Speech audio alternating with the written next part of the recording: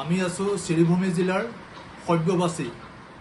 সব্যবাচী নাথ সদৌ অসম যোগাসন ক্ৰীড়া সন্থাৰ এজন প্ৰতিভাৱান খেলুৱৈ। যোগাসন ভাৰত বৰ্তমান নেশ্যনেল স্পৰ্টছ ফেডাৰেশ্যন, যি ফেডাৰেশ্যনে Khelo India, national games, Asian games আটাইবিলাক ৰাষ্ট্ৰীয় পৰ্যায়ৰ চাই আৰু ministry of sports government of ইণ্ডিয়াৰ সমৰ্থিত ৰাষ্ট্ৰীয় খেলবিলাক আছে, সেইবিলাক পৰিচালনা কৰি আহিছে। আৰু আমি যোগাসন ভাৰতৰ এগৰাকী মই কাৰ্যনিৰ্বাহক সদস্য বিকাশ গোস্বামী, মোৰ লগত আছে সদৌ অসম যোগাসন ক্ৰীড়া সন্থাৰ যুটীয়া সম্পাদক সঞ্জীৱ দাস।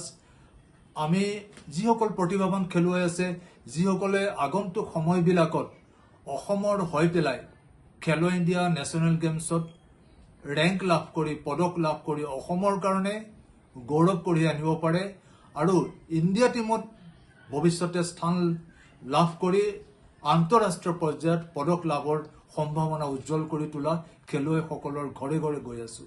আজি সেইকাৰণে সব্যবাচী নাথৰ ঘৰত আহিছোঁ। তেওঁ যোৱা আমাৰ ৰাষ্ট্ৰীয় খেলত নতুনকৈ যিটো অন্তৰ্ভুক্ত হৈছে ইণ্ডিভিজুৱেল গেম, সেই প্ৰতিযোগিতাৰ ৰাজ্যিক প্ৰতিযোগিতাত তেওঁ প্ৰথম স্থান লাভ কৰিছিলে। অহা আমাৰ প্ৰতিযোগিতা আছে 24 জুলাইৰ পৰা 27 জুলাইলৈ চৰাইদেউ জিলাৰ সাপেখাতিত অনুষ্ঠিত হ'ব।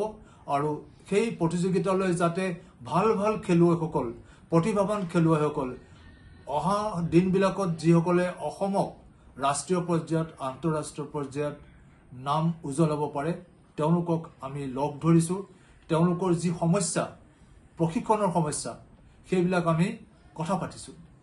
আৰু সেইকাৰণে আমি আগন্তুক সময়ত 16 জুলাইৰ পৰা 7 দিনীয়া এক প্ৰশিক্ষণ কৰ্মশালাৰ আয়োজন কৰিছোঁ অসমত।